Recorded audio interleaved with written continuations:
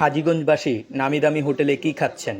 অস্বাস্থ্যকর ও নোংরা পরিবেশে খাদ্যদ্রব্য তৈরির অপরাধে চাঁদপুরের হাজীগঞ্জে ৫টি হোটেলসহ ৭টি প্রতিষ্ঠানকে ৫৫,০০০ টাকা জরিমানা করেছে জাতীয় ভোক্তা অধিকার অধিদপ্তর।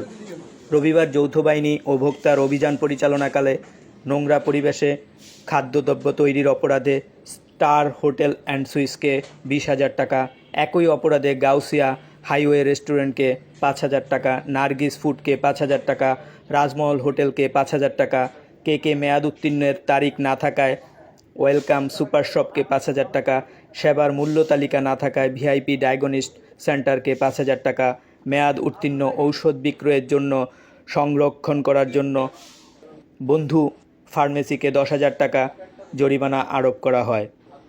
অভিযানে জাতীয় ভোক্তা অধিকার সংরক্ষণ অধিদপ্তরের সহকারী পরিচালক আবদুল্লাহ আল ইমরান জরিমানার আদেশ দেন।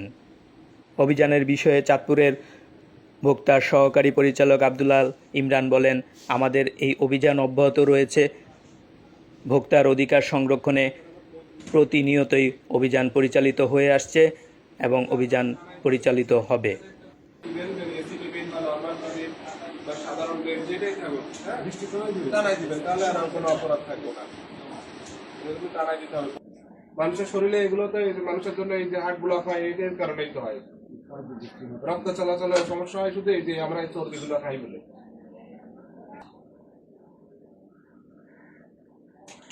দেখছে 25/6/25 এই যে সব দেখুন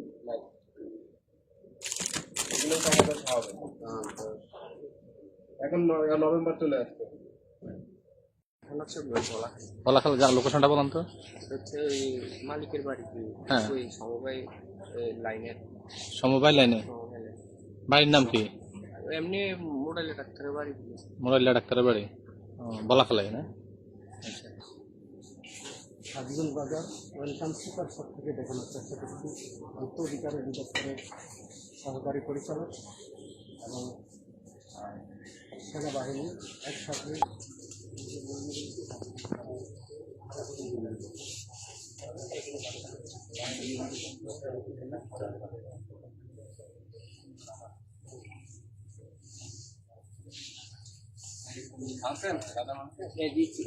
প্যাকেটটা দাও। এটা তো বেশি ভালো না, এখানে নষ্ট আছে। দাম বেশি আছে।